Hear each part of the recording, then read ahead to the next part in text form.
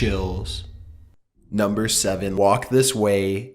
There's a doll in Saltillo, Mexico that is unlike any other in the world, but you'd never know until you saw it in action.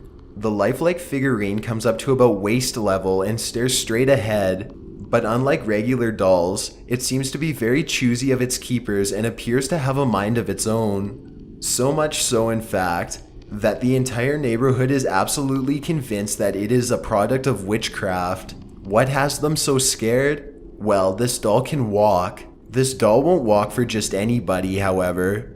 It seems to trust just one person, only its personal owner, Rosalba Valdez Alvarado, can convince the doll to get moving by holding her hand and walking next to it. The doll simply refuses to budge for anyone else but her. Fortunately for the rest of the world, she was more than happy to capture the walking doll on tape. The video starts off with Rosalba herself, an older woman wearing a striped blue shirt. She takes her doll by the wrist and they take a gentle walk together for 14 paces. What's extremely odd, even for something as strange as this, is how the doll's feet match the woman's step for step. When the old woman's left foot moves, the doll's left foot moves at the exact same time. It's almost as if they have a true connection. After Rosalba is done showing how easy it is to walk with the doll, she allows a neighborhood teen to try. The kid grabs the doll's wrist exactly as the old woman did before. He tries to take a step forward, but the doll refuses to move with him. He tries a second time, but to no avail. Next up is a second gentleman who is much older. He too attempts to walk with the doll and gets absolutely nowhere. Not even when he gives the doll a slight tug will she move forward. Maybe she just doesn't like men. As if to remind them how easy it is, Rosalba once again grabs the doll's wrist and together they walk forward for 15 steps. Again, the doll's feet are completely in sync with Rosalba's own as they effortlessly walk across her patio. By now the neighbors can hardly believe it. To settle their doubts, she lifts up the doll's clothing to show that the doll is made of simple hollow plastic and nothing more. A third neighbor grabs her doll by the hand and tries to drag it forward, but the doll simply won't move for him at all. Only when Rosalba stands on the other end of the doll and grabs its hand can all three of them walk forward as one. Critics say that the doll has to be operating with magnets, or with a special switch, but Rosalba has always been able to show that her magical doll has a very basic design that's free from such tricks. Besides, she appears to be an old woman who does not seem like she would be able to design such a contraption anyway. Oh, and one more thing. She can perform this trick while holding the doll's left or right hand. It does not seem to matter which. All that seems to matter is that Rosalba is near. Rosalba's neighbors said that one time they were looking at the doll through the window, and they saw its wrist move all by itself. Maybe it's time for them to move someplace else. ¿Y nada más con usted camina, señora?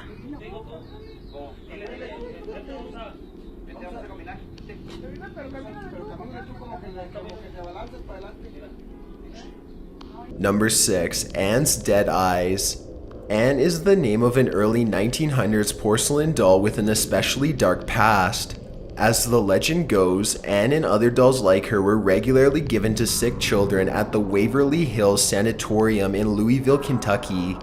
When Anne was given to a child who died of tuberculosis, it is said that the doll absorbed the child's soul and became possessed. Ever since then, people have often reported feeling a passing chill whenever they are around Anne, and they have also heard her talk at night. In recent years, paranormal investigator Jennifer Johnson bought the doll on eBay for $100 and had it shipped to her in New York. She and her team of paranormal investigators had plans to monitor the doll at all hours of the day for any signs of abnormal activity. But to make things more interesting, she decided to let the entire world watch with her. Streaming the doll live on YouTube for 2 weeks seemed like a great chance for people to catch anything out of the ordinary. When Anne finally arrived, Jennifer made a video as she unwrapped her. Jennifer immediately noticed how cold the box felt when she opened it. Still, she decided to go through with her plans anyway and put Anne online for all to see. During the stream, a lot of bizarre things started to happen. YouTubers reported strange pulsing lights, and some even claimed to have seen Anne's eyes move at times. Strange things were happening on Jennifer's end too. The stream went dead for a while. When she went to check what was wrong, she saw that the power cable had somehow been physically removed from the back of the computer. The video's timestamp shows that the disconnect happened at a time when nobody on Jennifer's team could have possibly been in the room. The doll also seemed to cause other nearby equipment to malfunction a lot. During an interview with the Huffington Post, for example, Jennifer's phone mysteriously dropped the call, and other similar electronic interferences would regularly happen whenever people got too close to Anne. One incident in particular, however, caught nearly everyone's attention when they saw it. One day at 9:25, Anne's live stream suddenly becomes very large for a split second out of nowhere. A lot of viewers recorded this moment and they submitted it to Jennifer and her team. When an engineer on Jennifer's team analyzed the video, he concluded that the disturbance was legitimate. He noticed that the screen does not become heavily pixelated during the close-up shot at all, which is what would happen if someone had manually enlarged the picture themselves. An alternate explanation is that the video could have been a glitch on YouTube's end as it switched resolutions, but many feel that the glitch was caused by Anne. To them, Anne had obviously disrupted the broadcast to make her presence known.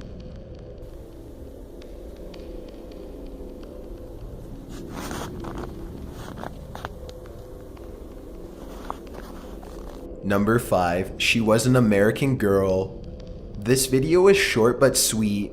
A young girl is innocently filming her entire American Girl doll collection for no real reason at all other than to just be a happy kid. Her dolls are all neatly lined up on 2 closet shelves staring blankly ahead.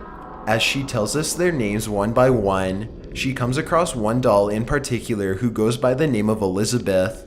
As if on cue, the bald-headed doll literally winks at the camera as soon as its name is mentioned. As soon as the girl says Elizabeth, its left eyelid closes and reopens for a long, friendly wink. This is right before she mentions how friendly the doll is, and how well it plays with the others, though sometimes the working mechanism that controls a doll's eyelid can break from time to time. This usually causes the doll's eyes to remain closed. There's really no good explanation as to why only one of the doll's eyes would close and then open again. Even if this was a technical malfunction, the timing is almost too outrageous to just be a coincidence. It really is as though the doll was waiting to be mentioned before hamming it up for the camera.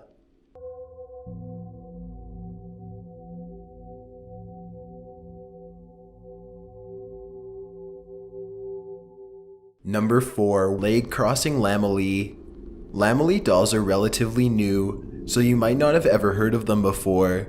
If you haven't, all you need to know is that they are designed with normal body proportions so that they look like an average-sized people instead of supermodels like Barbie. This way, young girls hopefully won't feel pressured to look thinner.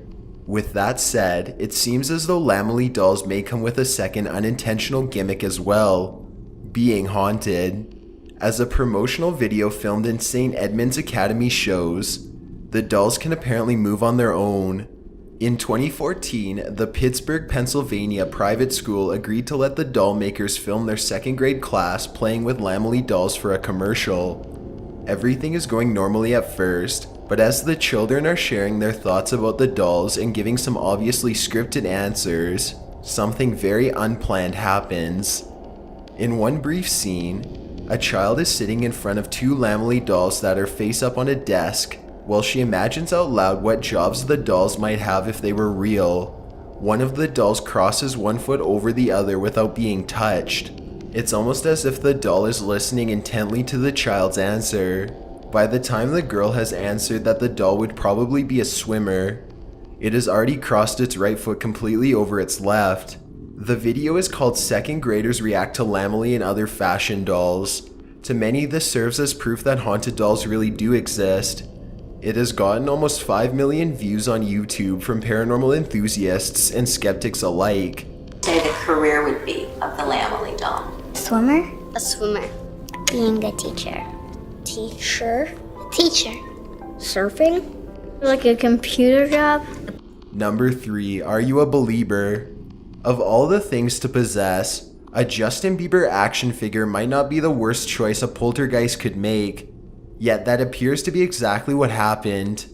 A YouTuber named Geek Girls made a series of videos after his daughter complained that a Justin Bieber figure moved by itself during bath time. According to him, the father recorded this video as a playful way to prove her daughter's wrong. When he comes back to review the evidence, however, he is extremely surprised to find his daughters were not lying after all. The video begins with the father explaining the situation while in the daughter's bathroom. He turns the water on, since apparently this is the only way that the Bieber figure moves, and he puts the figure on the edge of the tub and walks away. Shortly after exiting, the Bieber doll begins to scoot around on its back all on its own. There doesn't appear to be any cuts or edits in the video, and there are no visible strings attached.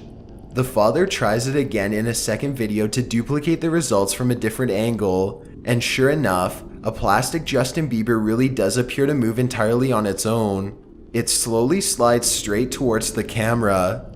If this really is a ghost, then it simply can't resist playing with this toy. In a third and final video, the father places a different doll on the edge of the tub and lights a candle. After asking multiple times if anyone is in the bathroom with him, the camera blows out on its own. Number 2. Peggy the Headache Doll. Jane Harris is a paranormal investigator who specializes in haunted dolls. One day she randomly receives a blonde-haired, blue-eyed doll named Peggy. According to Jane, Peggy's previous owner complained to her of nightmares where they would feel overheated and otherwise disturbed. These problems progressed into a full-blown illness until the owner put 2 and 2 together and decided to get rid of the doll. In their heart, the owner had known it was the doll that was causing them to be ill all along. But for some reason they liked the doll and didn't want to get rid of her if possible. When moving Peggy to a different part of the house and visits from a priest didn't work, they gave the doll to Jane instead and began to feel better. When Jane posted pictures and videos of the new doll on her website, she was surprised at the overwhelming amount of negative feedback she received. Most dolls provide comfort and security, but Peggy seemed to cause the exact opposite. No less than 80 visitors had written to her to complain of health complications after looking at Peggy. Intense headaches, chest pains, nausea, terror, and haunted visions of a nightmarish institution were the most common complaints. Frozen computer screens were also frequently reported as well. One person in particular reported light bulbs blowing out wherever she went after viewing pictures of the doll. Jane herself says that she is often plagued by migraines and feels quite exhausted after being around Peggy, but she continues to experiment on the doll to learn more. She mainly uses a special paranormal device to communicate with Peggy, and she says that she has been able to use this device to uncover some of the doll's secrets. For example, she believes that Peggy died while feeling chest pains, is mad at someone, and doesn't seem to want to reveal much more due to a stubborn personality. Other psychics, however, have used a channeling technique called automatic writing to learn more about Peggy. This is where the psychic allows the ghost to write through them by offering their hand for use. Using this technique, most psychics agree that Peggy has been possessed by the spirit of a Jewish victim of the Holocaust. This would explain the nightmares people share of being in a dark and dangerous place with overwhelming anxiety. One night, as Jane was recording her findings in a journal, she grew tired from being around Peggy's exhausting aura for too long and decided to retire for the night. When she came back to Peggy's room the next day, the journal was absolutely nowhere to be found. Only when she looked up did she find the journal high up in the rafters. There was absolutely no way for it to get up there on its own, and Jane certainly didn't put it up there herself. Peggy was to blame. She was sure of it. She felt like Peggy was trying to tell her that it was time to stop investigating. Is that... Peggy, are you making those noises?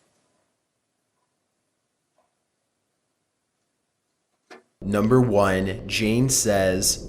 Jane Harris strikes again, this time with a nameless puppet that apparently likes to choke people while they are fast asleep.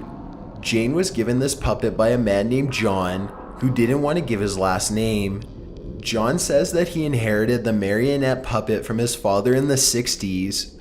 When his father was alive, John remembers that no one would sleep in the same room as the puppet because it created a weird vibe.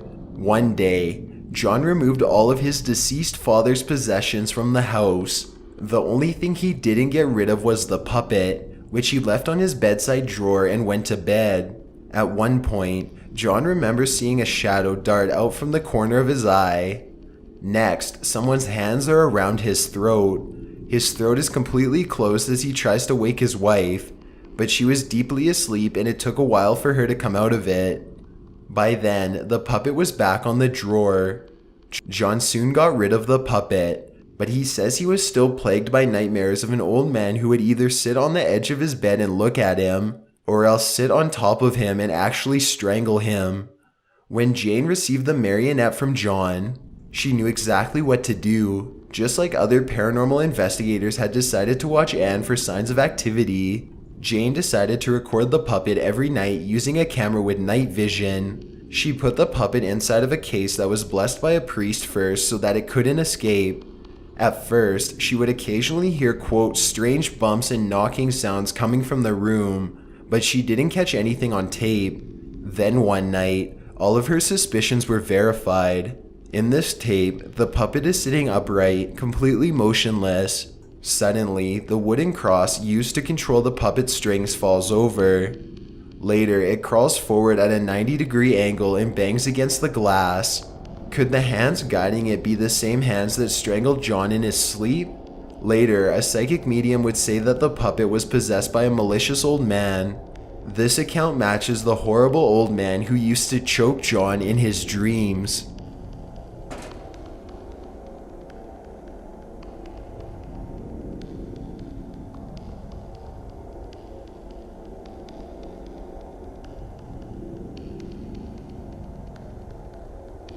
Thanks for checking out this video. Please consider subscribing because we upload a new scary countdown every week. My name is Chills and my Twitter is at YTChills and my Instagram is at DylanIsChillinYT. I'd really appreciate a follow and feel free to send me a DM if you have any comments or suggestions. See ya.